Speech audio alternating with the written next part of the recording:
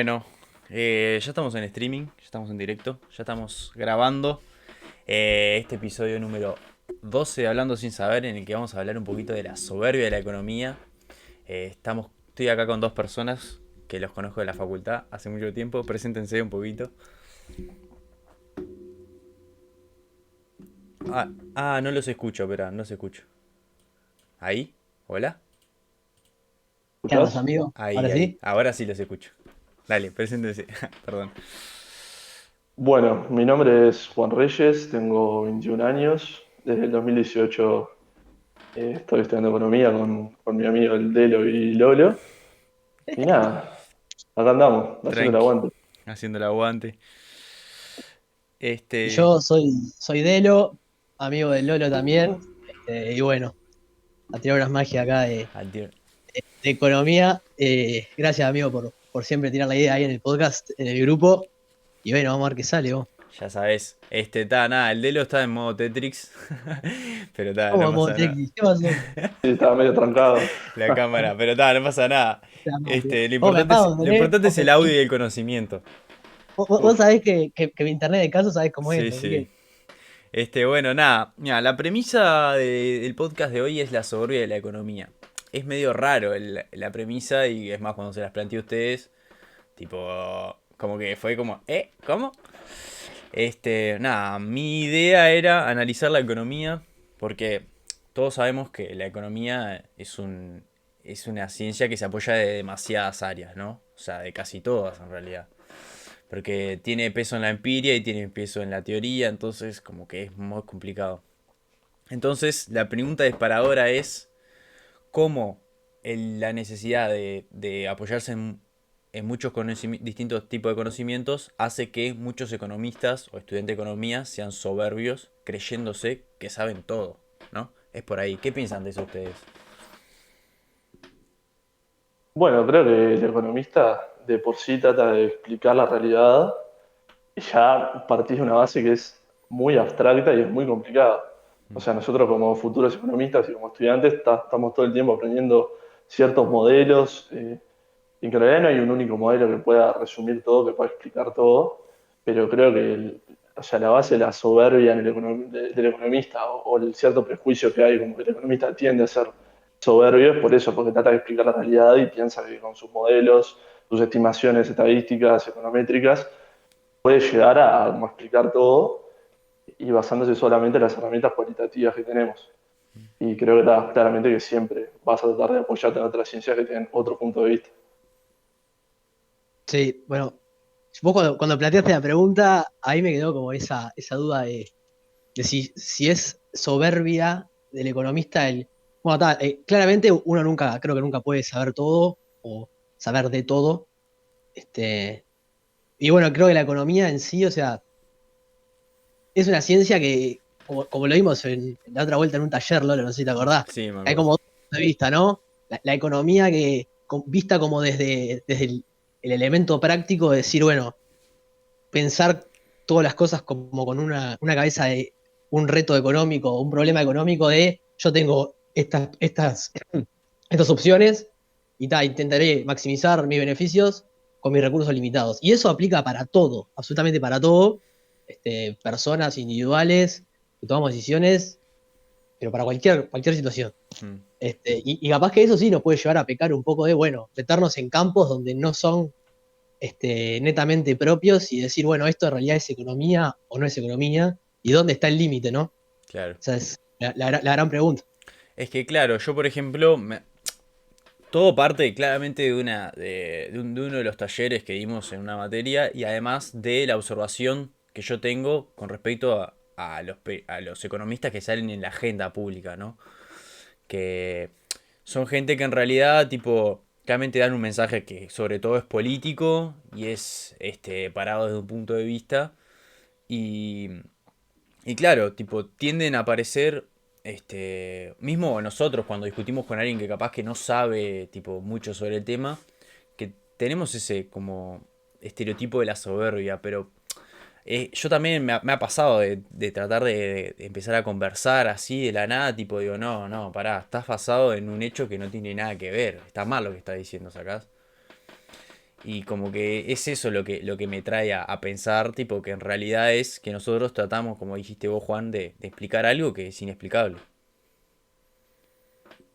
Además, o sea, todo lo que a nosotros nos enseñan, si vos te pones a pensar cada modelo de todos los que hay en cualquier curso, en toda la carrera, siempre tenemos lo que son supuestos simplificadores.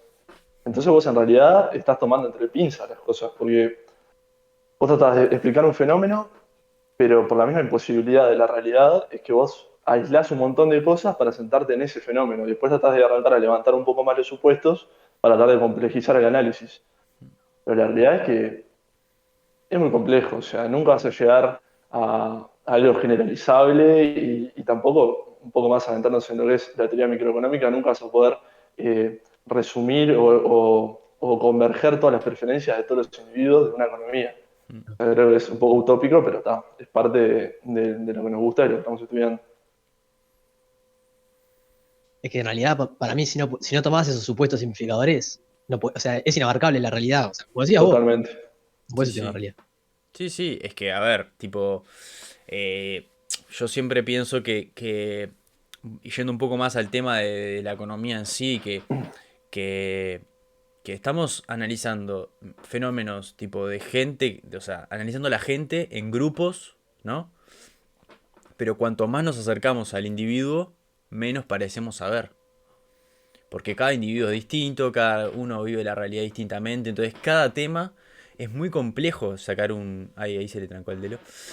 Es muy complejo sacar como algo específico, que esto es para todos los individuos igual, ¿no? No, sin dudas. Siempre tratamos de lo que es maximizar la utilidad. Pero ya estás partiendo de la base que vos podés llegar a modelizar de alguna manera la utilidad de una persona con los componentes que, o sea, vos te da el herramental analítico de la microeconomía, pero termina siendo inabarcable. Nunca, ya lo decía en el Arrow, era el teorema de la imposibilidad de Arrow, vos nunca vas a poder, si un individuo tiene que elegir entre dos o tres cosas, nunca vas a poder resumir las preferencias de todos para que ninguna preferencia de un individuo pase por arriba del otro. O sea, Claro. nunca vas a poder generar una regla de elección de cierto fenómeno de lo que sea sin pasar por arriba de las preferencias de un individuo, porque no las puedes resumir. Sí, Por sí. eso, capaz que parte de la soberbia la llevo por ese lado. Nosotros cuando tratamos de plantear funciones de utilidad, ¿cómo vos con variables X e Y y números o índices vas a resumir cómo un individuo, eh, Se va a comportar. Sí. claro, cómo se va a comportar No. o O com- perfectamente la utilidad de cada una de las cosas o decisiones que toma un sí, individuo? sí.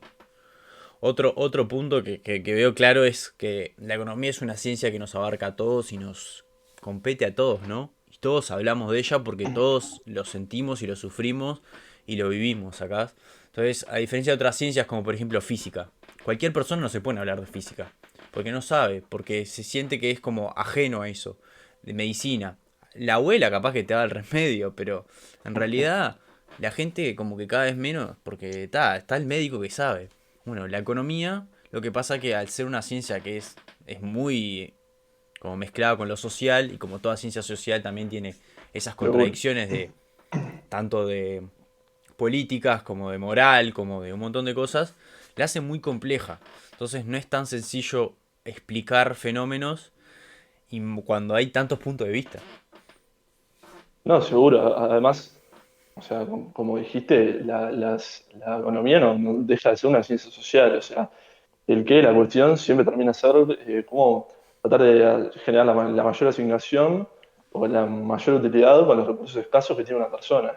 O sea, siempre el centro es la persona, pero quizá que otra de las cosas que muchas veces cuando se habla de economía se le critica es que la falta de esa justicia social Mm. o esa falta de sensibilidad al tratar fenómenos económicos como si fuera algo separado de la realidad del individuo, la realidad día a día del ciudadano a pie. Sí, Sin sí. duda. Pues yo estoy acá, Ulises, apagué Te- la cámara porque el internet está caísimo. Bien, bien, bien. No Este, importa. estuve escuchando ahí. No, con esto último que decía Juan, comparto 100% y a veces eso, ¿no? Tal cual, de cuando se toma una decisión donde hay ganadores y hay perdedores con esa decisión, Que a veces uno piensa, hay más ganadores que perdedores, es una decisión que socialmente puede ser óptima, pero detrás de esos perdedores no dejan de haber familias, personas, Mm. trabajos, y que obviamente, digo, es difícil de, justamente eso, de considerar la sensibilidad de decisiones a nivel macro, ¿no? No es tan fácil.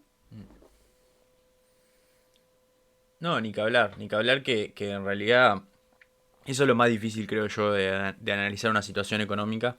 Ayer justo estaba discutiendo con un amigo de eso, sobre la pandemia, por ejemplo, sobre las medidas económicas, sobre las medidas sanitarias, ¿viste?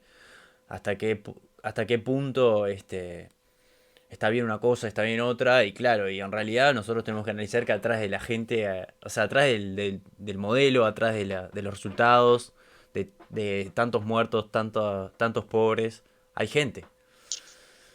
Y claro, y en realidad lo que terminan haciendo los números es cuantificar algo que para tratar de sacar un poquito de información, pero tal, lo difícil de esto es analizarlo moralmente, ¿no? No, sin dudas.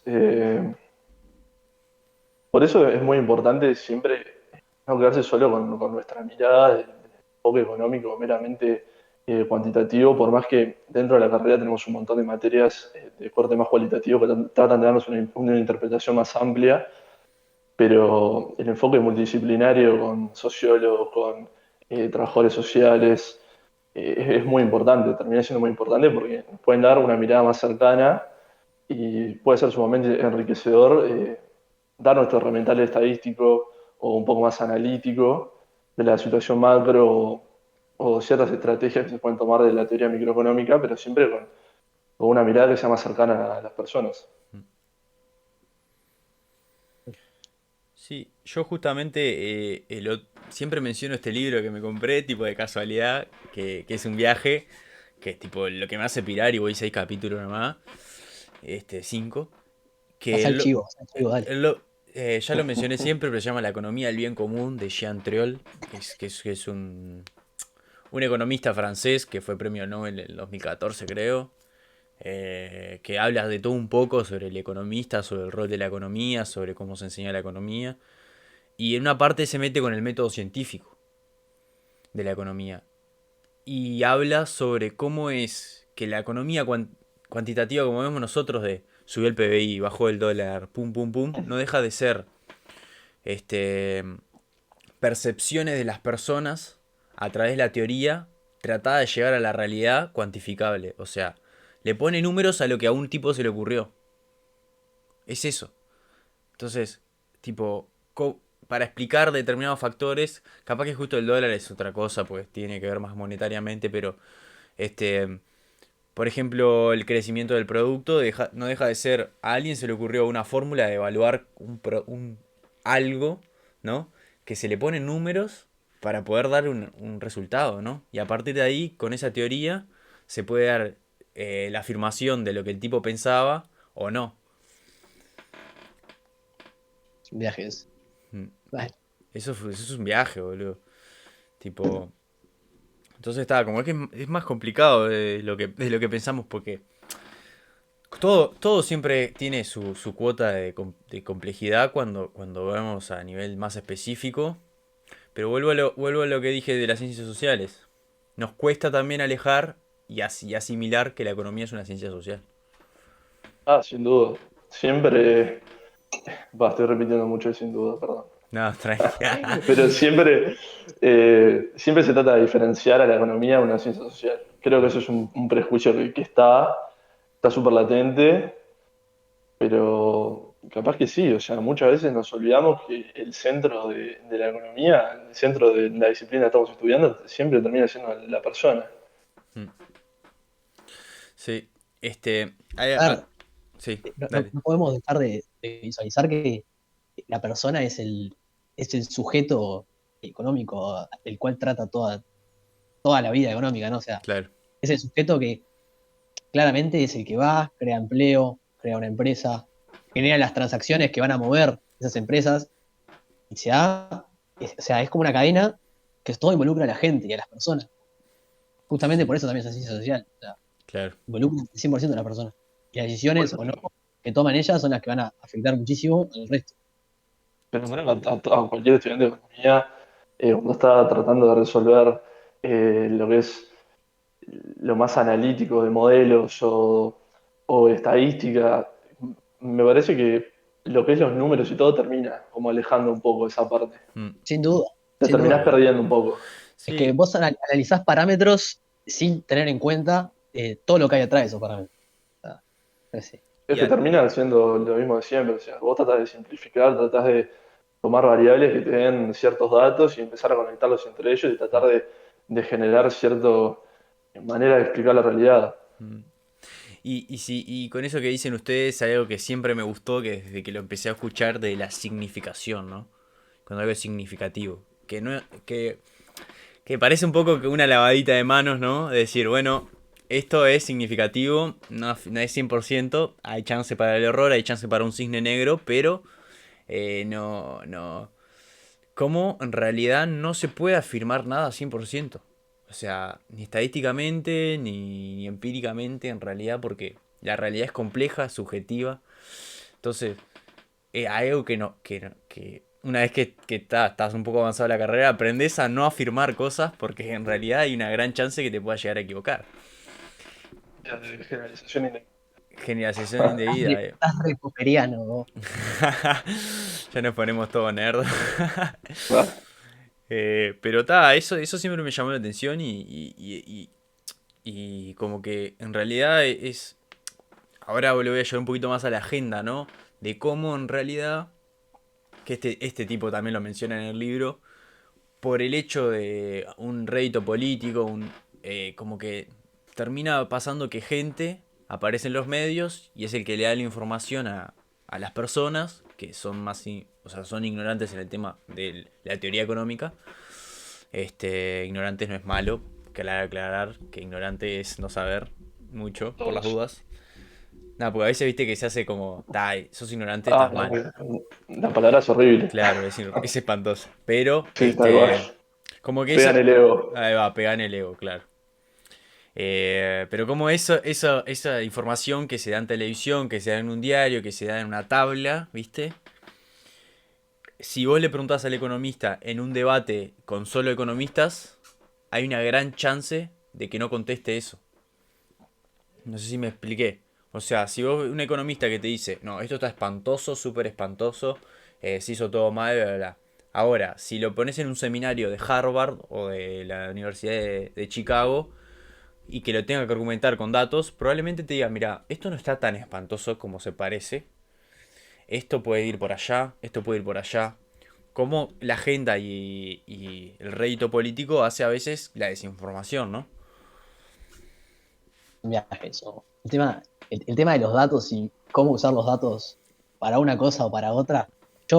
Eso igual pasa con todo lo político y Seguro, seguro. una pregunta al otro. Digo, es re divertido mirar los titulares de la diaria y del país de un mismo hecho y parece que pasaron cosas diferentes. Sí, Es un sí. viaje.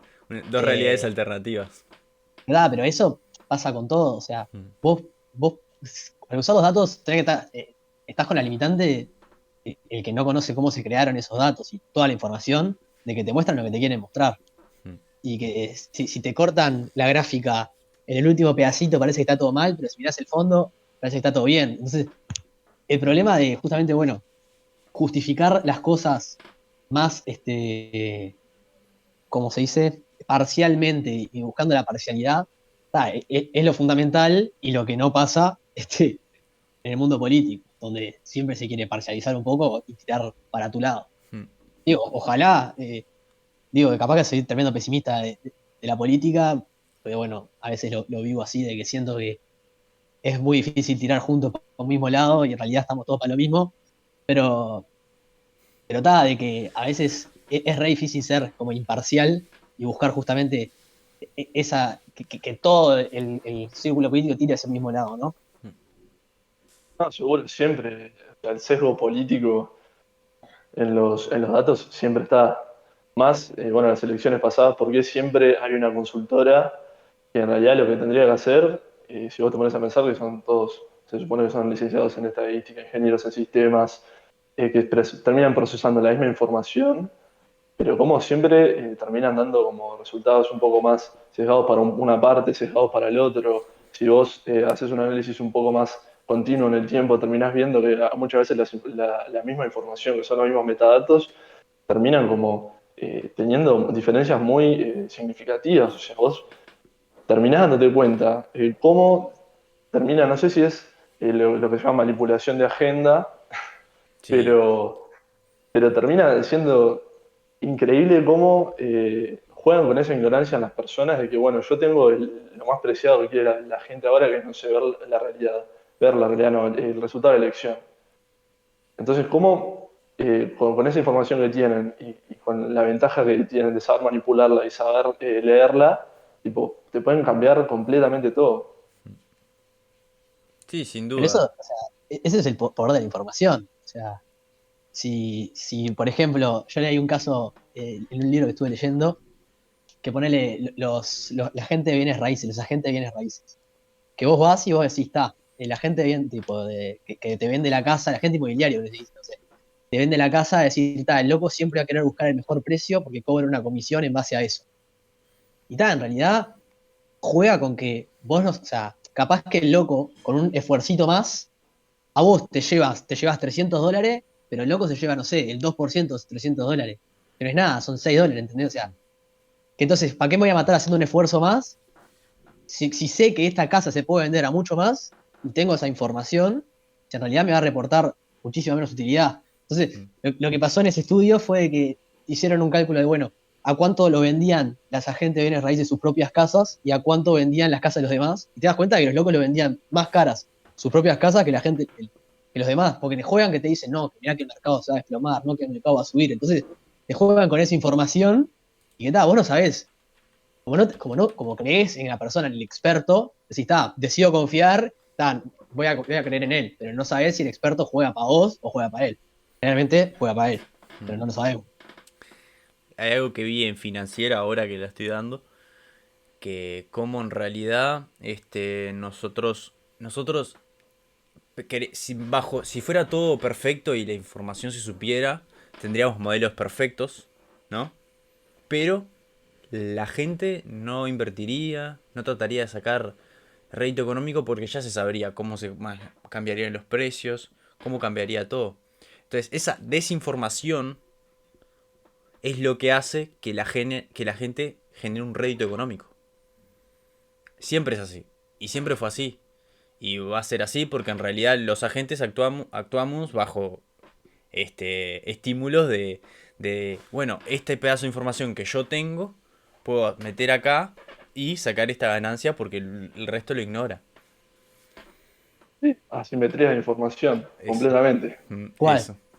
Pero eso pasa en Totalmente. todo, Obvio, obvio.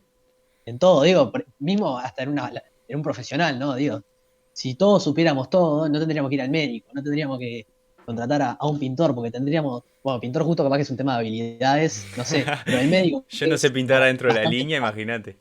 Ah, amigo, un desastre soy yo. Pero con cosas que requieren ese tipo de información, si supiéramos todo, no sería necesario, lo harías vos. Claro. Por eso también está también en que no tenemos tiempo para poder informarnos de todo y poder tomar las decisiones, y es mejor contratar a alguien que sabe. Bien. Hablando de eso que vos mencionás, Delo, ¿cómo creen que es el rol social del economista? Tipo, en el sentido de, todos sabemos que a medida que fue avanzando la sociedad se fueron tipo diversificando, como decís vos, tal médico, tal pintor, tal economista. ¿Cuál sería tipo el rol social que debería tener tipo el economista en el año 2021 tirando para el año 2022? Qué viaje, los dejé pirando, están quedaron calladitos los dos. Y pasa que Digo, el área de acción del economista es muy amplia, o sea, Sí, pero puede ser más, por ejemplo, yo a mí se me ocurriría tipo la mayoría termina siendo un perfil público de asesoramiento en realidad, ¿no? Tipo, que eso es lo que se estila siempre y que vos sabés ayudar al país ¿entendés?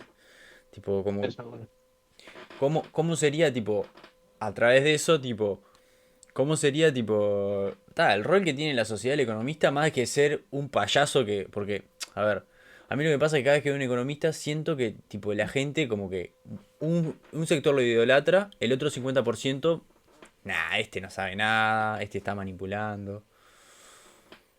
Porque siempre te terminás metiendo en política. Mm, O sea, yo creo que economía y política van de la mano, pero 100%. O sea, tu pensamiento económico de trasfondo termina siendo una manifestación de tu ideología.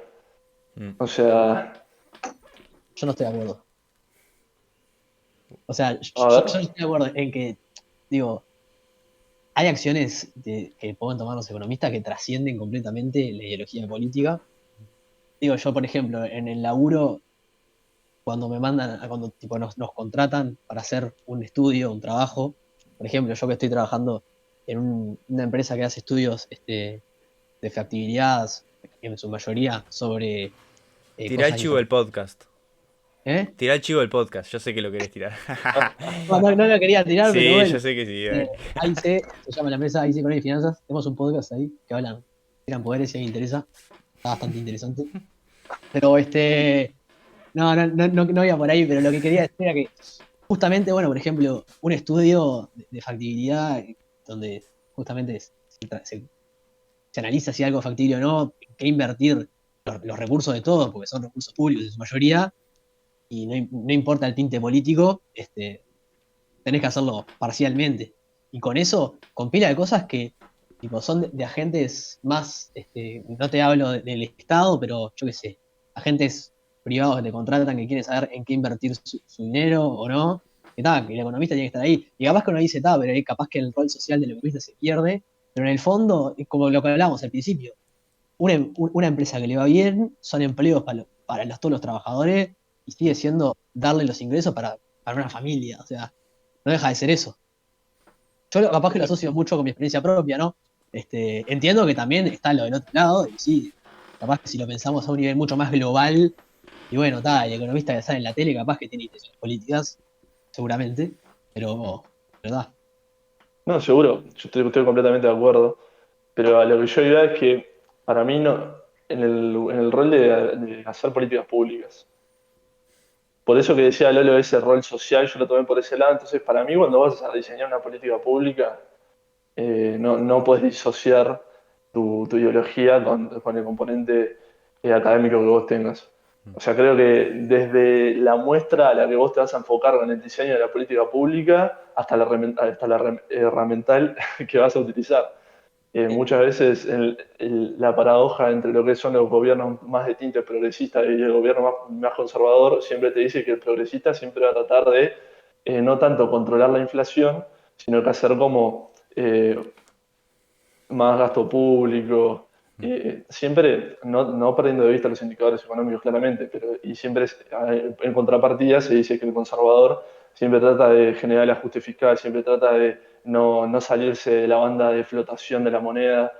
Eh, Me parece que va por ahí. O sea, y todo eso en el rol de diseñar una política pública incide completamente. Sí, 100%. Yo creo que 100%.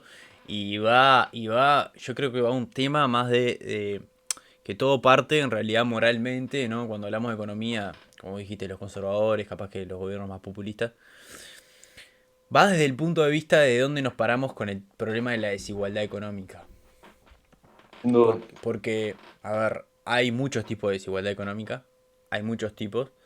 Que haya desigualdad no quiere decir que haya gente que esté muriéndose de hambre. O sea, por lo general se da así, pero lo que yo me quiero decir es que si todos vivimos bien y hay dos o tres que viven espectacular, no quiere decir que esté mal, ¿no?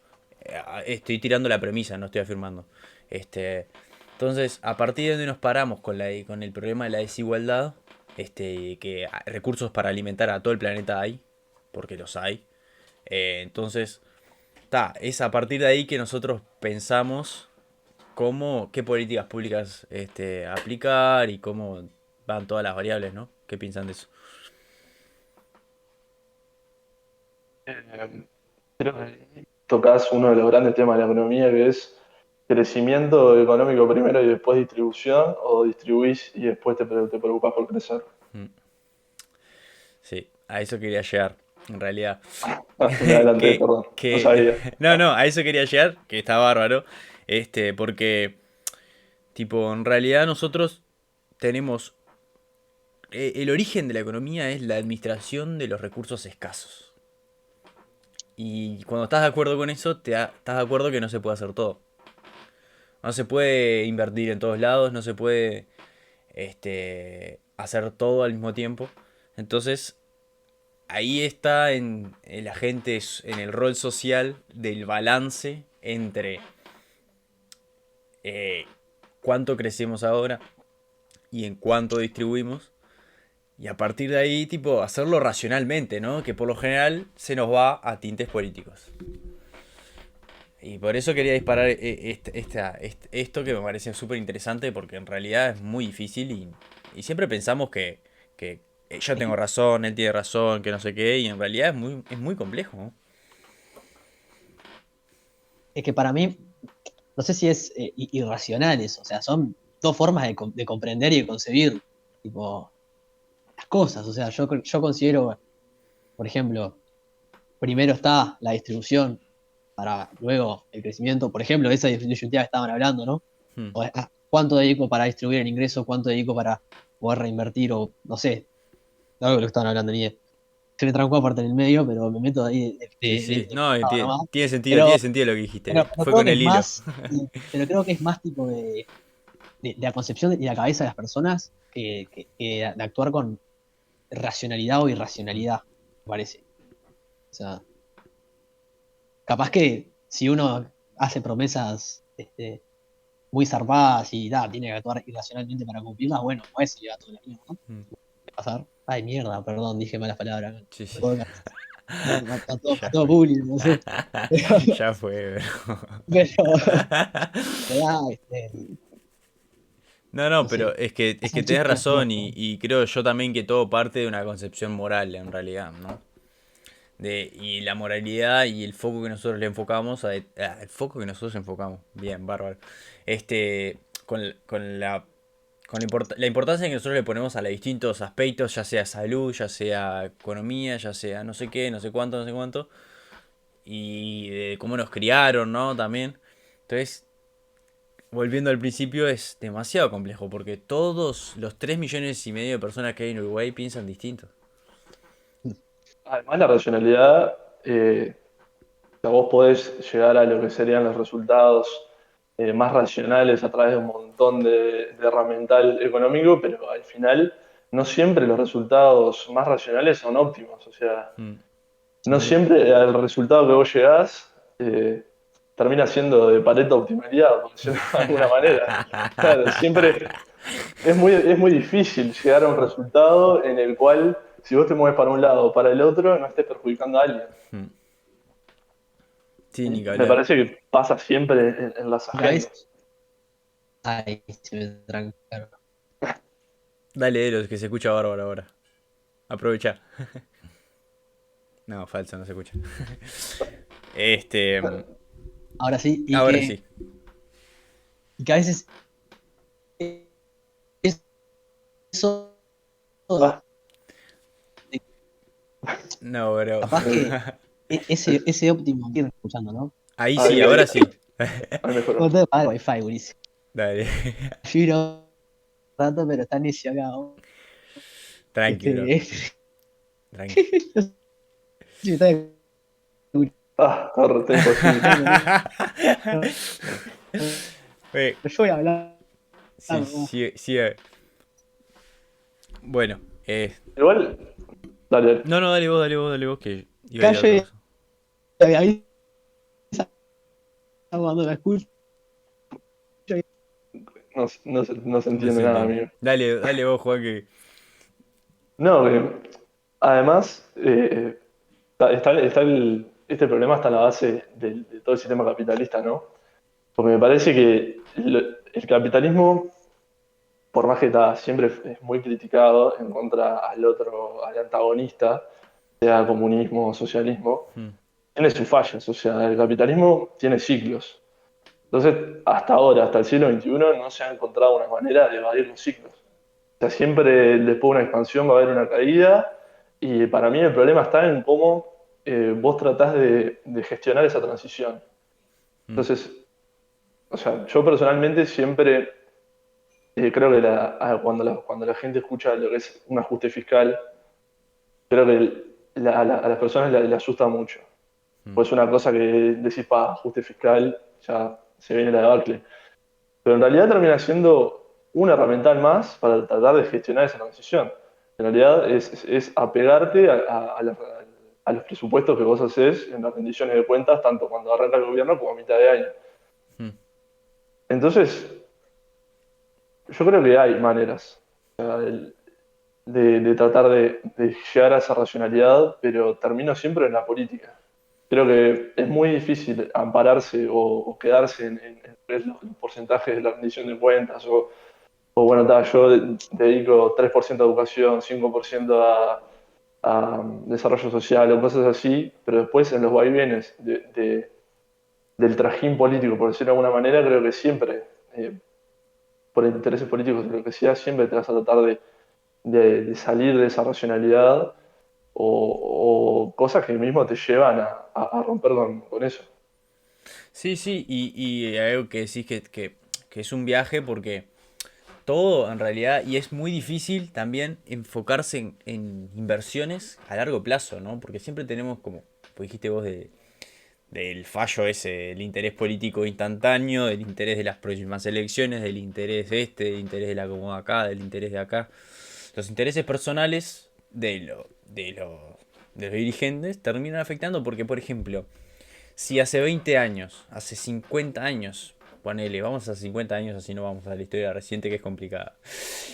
Se invertía no sé cuánto en educación, hoy tenías muchas más personas formadas, mucho más desempeño tecnológico, mucho más acá, mucho más allá. Y creo que en realidad nadie se la va a jugar a hacer algo que el mérito se lo va a llevar otro. Entonces, ese La es. falta de política de Estado, a fin de cuentas. No Sí. hay una política de Estado que se mantenga en el tiempo. Quería justamente iba a decir eso, Juanete. Ahora que, bueno, ya de paso aprovecho, si alguno está escuchando y vende routers, me pasás mi número o algo, Sí, sí, capaz el que técnico se de la puede liar UTE. un comprador ahí. Pero tal cual, eso de las políticas de Estado son totalmente necesarias, son difíciles también de armar, ¿no? Porque tendríamos que estar justamente todos de acuerdo en que es algo necesario para todos. Sí. Y eso es más difícil cuando hay muy pocos partidos políticos también. Eso es muy difícil cuando hay mayorías, eso es muy difícil cuando no hay una armonía en realidad. Justo nosotros tenemos un ejemplo que es Uruguay, que es un país bastante. eh, Estamos, amigo, estamos comparado, bien.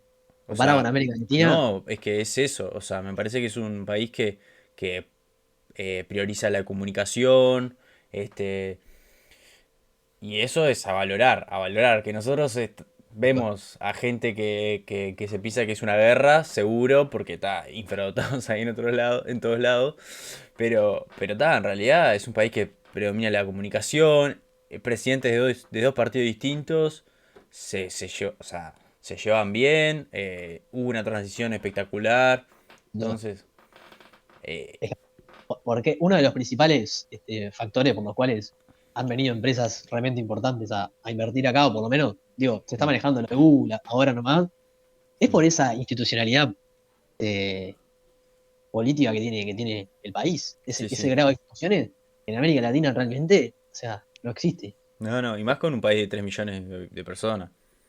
sin duda.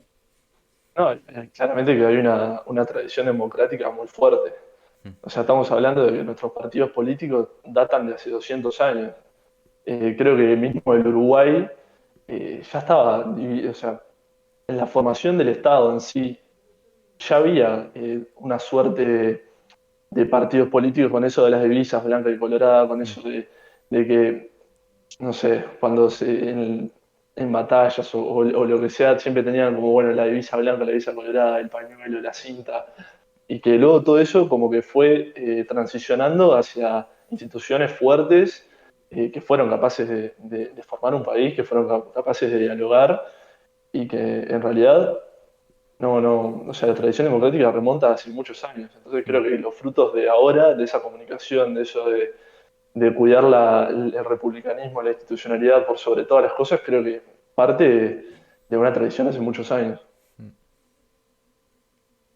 Sí, está bueno, ¿no? Y cómo es un viaje, ¿no? Que hablando de volviendo al tema de los economistas, no hubo un presidente economista en la historia del país. No hubo uno. Creo que hubo un solo contador, si mal no recuerdo, que nos lo estaban en la charla introductoria de la Facultad de Economía. Y nada más. O sea, como que al fin y al cabo, en realidad, tipo, no es tan glorificada la carrera, ¿no? A eso quería llegar en realidad. Y creo que eso también es parte porque siempre en Uruguay siempre han habido grandes líderes, grandes caudillos, ¿no? Caudillos, exacto. Creo que el caudillo político siempre predominó. Creo que, bueno, una de las cosas que siempre discuto con unos amigos es que se está perdiendo esa tradición del gran caudillo político, ese que tiene verdaderamente vocación de servicio. O sea, los Pepe Valle, los, Sí, sí. o sea, esos grandes líderes que movían masas, que creo que eso de a poco se está perdiendo. Sí, es una transición al siglo XXI, ¿no? En el que vos cortaste un bipartidismo que se transformó después de 150 años en un tri y después de 50 años más ahora son cuatro. Es sumamente enriquecedor. Y ahí ves tipo ahí ves la cantidad que en realidad diferimos en mucho, que nos agrupábamos en tres, en dos y ahora en cuatro. Y volviendo a lo que yo dije antes, que eso es muy rico para muchos de los países. Vos ves los países de Europa y tienen 17 partidos. Y hoy gana uno y mañana gana otro. Eso habla de cierta convergencia también. Obvio, obvio. A eso es lo que voy con las redes sociales, con la cantidad de gente que puede posicionarse de posturas diferentes. Eh, pero igual está, o sea, claramente es una transición larga, ¿no? Tipo, recién arrancó un periodo nuevo, estamos viviendo una era política nueva, económica también, con el COVID. Así que, em, bien, Caso, pará, me estuve fijando acá en la compu recién sobre el dale. tema de las instituciones. Hay un índice ahí que se llama Índice de Desarrollo Regional, el IDERE. Mm. Que a ver, los índices son medio mentirosos porque es un número y vos no sabés, tipo, qué hay detrás de ese número. Pero, digo, si quieren después mírenlo, bíchenlo, si a alguien le interesa, está muy cerrado. Y hay una dimensión de ese IDERE que mide varias dimensiones: educación, salud, bienestar, actividad económica. Uno es instituciones, y tipo, es un viaje que todos los departamentos de Uruguay, todos, totalmente todos, están tipo primeros en América Latina. O sea, a ese nivel, ¿no? O sea, estamos institucionalmente Uruguay está despegado. Pa, qué viaje, no sabía. O sea, me imaginaba que eran fuertes las instituciones, pero no. No, a ver, a nivel latinoamericano, estamos al lado. Bueno, otro ejemplo fue el debate que hubo en facultad, que fuimos los tres Estuvo allá bueno por eso. 19. 2019, Estuvo noviembre bueno. de 2019 por ahí, El y pelado que Ballester. eran 5 exponentes de partidos distintos que estaban sentados uno al lado del otro, que podían, o sea, debatir sus ideas, que respetaron los minutos, respetaron los turnos y toda la audiencia, que éramos todos estudiantes, siempre o sea, se mantuvo una calma tremenda que no me imagino lo mismo tratando temas tan delicados como es una futura agenda económica de un país, por ejemplo en Argentina. No. Eh, no me imagino que haya, o sea, una tradición tan fuerte de respetar al otro. O sea, termina siendo sencillamente eso.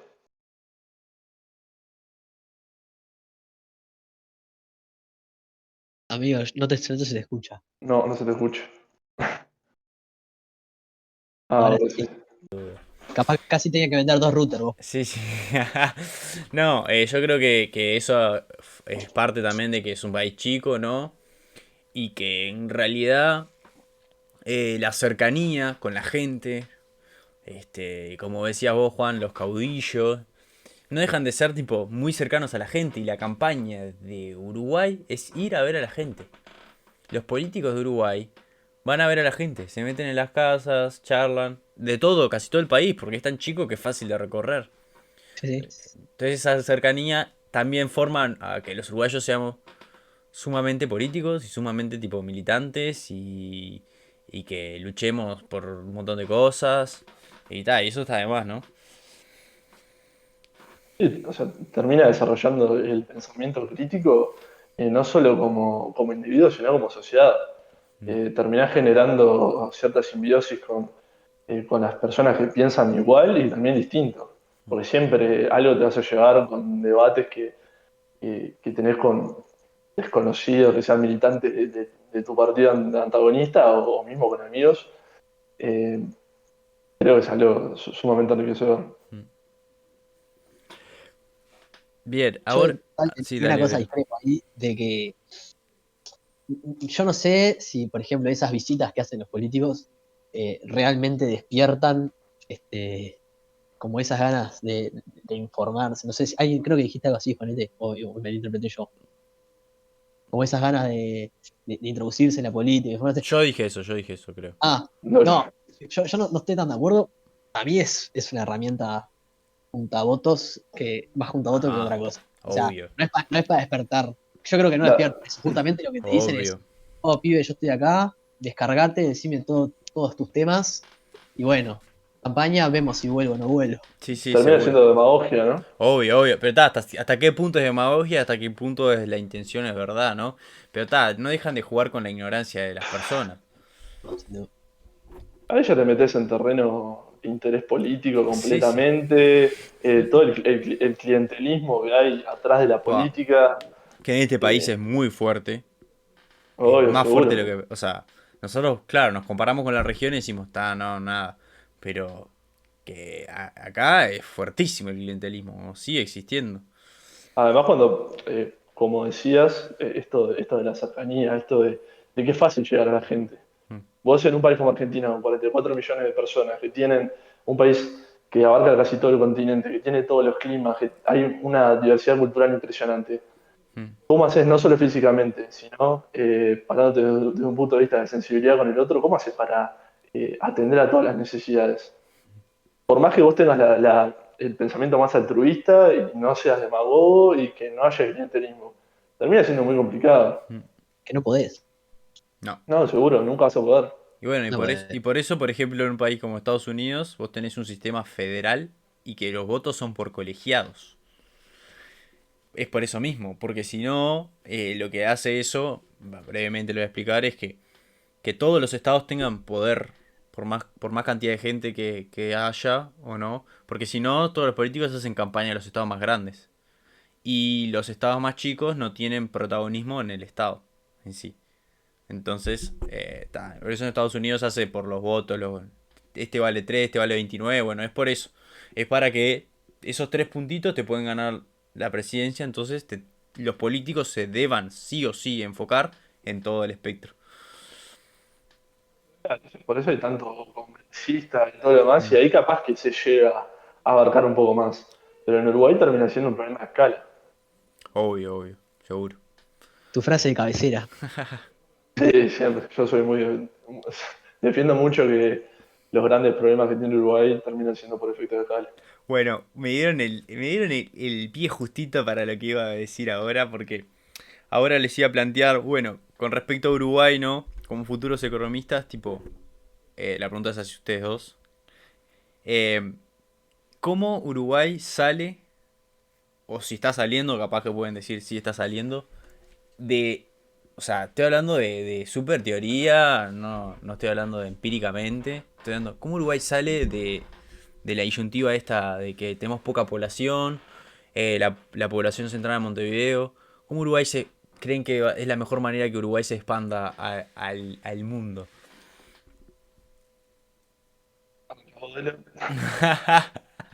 No, a ver. Como eh, quieras.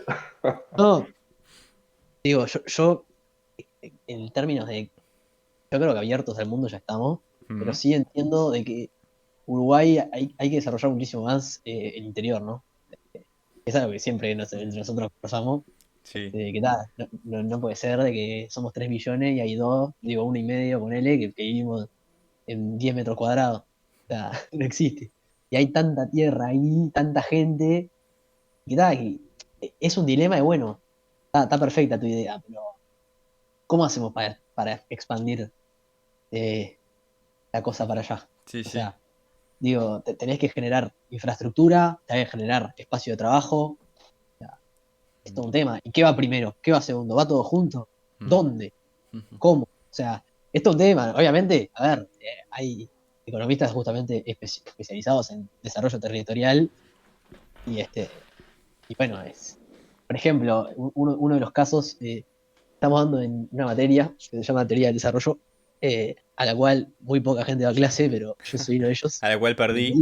Porque me divierte increíblemente. Y justo hablaban de este tema, ¿no? Y bueno, por ejemplo, en Tacuarembó, que está ahora, como está la universidad técnica ahí, no tengo muy claro cómo es, pero sé que hay como una universidad técnica que se ha expandido bastante en los últimos No tiempos. tengo.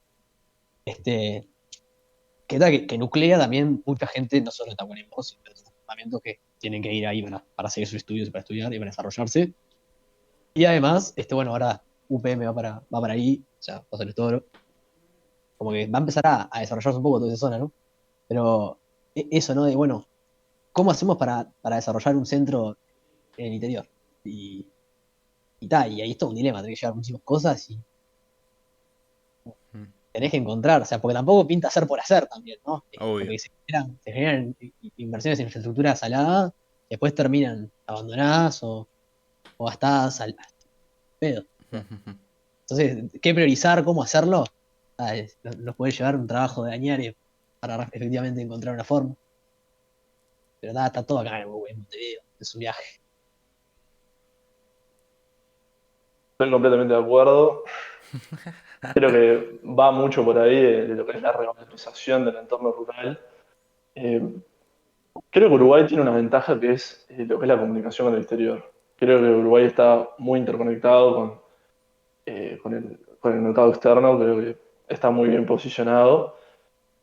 Pero sí, termina siendo un problema de comunicación interno. Creo que hay que fomentar la formación de clústeres, que es eso de, bueno, yo a través de una empresa agropecuaria, ¿cómo hago para rodearla toda esa capacidad esa fuente de trabajo que puede ser una gran empresa agropecuaria en el interior? Bueno, ¿cómo la hago para, no sé, a través de un tren yo conecto las principales ciudades del interior, pongo servicios, trato de formar un clúster, una sociedad de empresas que entre ellas puedan generar ciertas cadenas de valor y que comiencen a revalorizar el entorno rural, que termina siendo el principal recurso que tiene Uruguay desde 1820, cuando Hernán Arias introduce el ganado vacuno. Sí. Siempre termina siendo el interior. Uruguay sí puede haber diversificado su matriz productiva, estamos exportando mucha lo que es, electricidad a Brasil, a Argentina, eh, celulosa y todo lo demás, pero siempre termina siendo el exportador. O sea, Sí, creo que el valor agregado que tiene el producto final uruguayo termina siendo muy escaso y creo que por eso mismo, porque falta comunicación interna, falta que haya, terminamos en lo mismo del comienzo. Una política de Estado, o sea, una Mm, política de Estado que se enfoque en eso, que tenga un rumbo claro y que por más que pasen los partidos políticos por el poder, tengan una visión, tengan algo que compartan, que creo que se puede dar, creo que es mm. muy posible. yo no sé. O sea, el tema es, tenés que estar de acuerdo hacia dónde, ¿no? O sea, entre todas las chances que tenemos, tenés que, primero nada, también aprovechar los beneficios que te da el propio país. O sea, Uruguay es un país exportador porque tiene tipo, las características de ser un país exportador. Mm. Y que encima le ha agregado valor a eso. Porque antes era exportar la carnecita con sal, el tasajo, fue horrible, o tipo los granos, y ahora hay otro tipo de procesos que se están dando, y que yo creo que el país, justamente, ¿cómo se dice? La agroindustria, no se tiene que cada vez fomentar más, porque creo que está Uruguay, por sus características, es un país agropecuario. Obviamente que está lo otro de, bueno, diversificar la matriz, y ahí sí, bueno, ¿hacia dónde vamos? ¿Cómo diversificamos? ¿Y por qué? Y bueno, no sé, no la veo tan tan fácil de ponernos de acuerdo. A No, eso no. voy. Es que ponerse de acuerdo es lo más difícil de la historia de la humanidad, ¿no? O sea, o sea, ponerse de acuerdo es lo más difícil de la historia, pero comparto con lo que dicen ustedes, comparto con lo que dice Juan de que está, hay que, y volviendo al punto del principio de que hay que formar una política de Estado general. Yo siempre voy por un tema de que falta gente para estimular también, porque es difícil hacer, o sea, cosas cuando tenés una ciudad muy pequeña y solo en un punto, porque si vos tenés dos ciudades, esa ciudad se va complementando con la otra, ¿no? Pero al estar solo una es complicado y por eso yo siempre voy a las políticas de inmigración primero como principal punto para fomentar ese mercado que claramente en los últimos años las hemos estado viendo, ¿no? Una fuerte ola de inmigración, tanto de Venezuela, Cuba y países, y distintos países, que lo que fomentan es, claro, que se establezcan acá porque tienen trabajo, porque tienen fácil acceso a la documentación, y bueno, y a partir de ahí ver, porque el principal factor productivo es el trabajo, por más que el capital se use, no deja de ser el trabajo, ¿no? Mm, Sí, Después eh, justamente tenés que darle claro.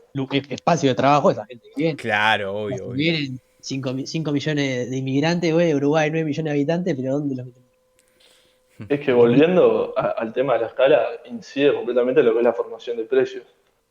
O sea, todo el mundo acá se queja de que es muy caro, muy caro, muy caro, pero vos cuando tenés un mercado interno tan chico, o si vos querés acceder a la misma calidad de servicios que hay en otros países del planeta, el costo que tiene ese productor debido a el poco tamaño del mercado interno es exponencial, Mm. siempre termina creciendo. Entonces, cuando nos quejamos de los precios, o sea, hay algo más que sea que el productor o el empresario quiere sacar el máximo provecho posible, que es completamente cierto, no estoy en desacuerdo con eso, pero hay algo más complejo en lo que es la formación de precios, eh, en cómo asignar los costos. Mm. Esto de la competencia perfecta, de que se iguala el costo marginal con el precio, es una falacia, termina Mm. siendo el costo medio. Sí, Entonces, sí.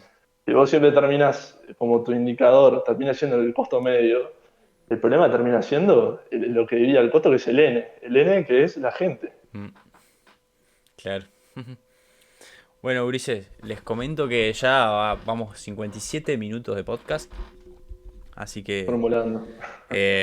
siempre tengo las mismas sensaciones y me encanta porque es la idea.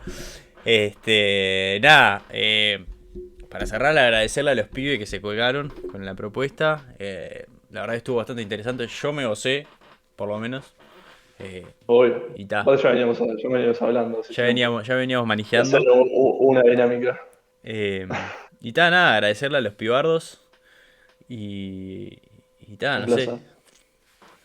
Eh, Gracias, amigo. A vos es hacer lo mismo que hacemos todos los asados, exacto, es un Oh, asado. pero hablando con poco internet. O Exacto, sea, sí, tal exacto. cual. No, está bueno generar dinámicas en las que nosotros, o sea, eh, con lo que aprendimos, que en realidad no somos ningún experto todavía, no somos ni profesionales, y cuando lo por eso, seamos tampoco vamos a cambiar mucho en realidad. hablando sin saber, pa. Nunca fue tan Exactamente. literal. Siempre es literal acá, porque yo no sé nada, pero nada, a los que Claro, estuvieron escuchando, la un éxito. soberbia, economista. Claro, hay que hacer un poquito de Así. humildad. Nada, los que estuvieron escuchando, un éxito. Y tal, nos vemos en el próximo podcast.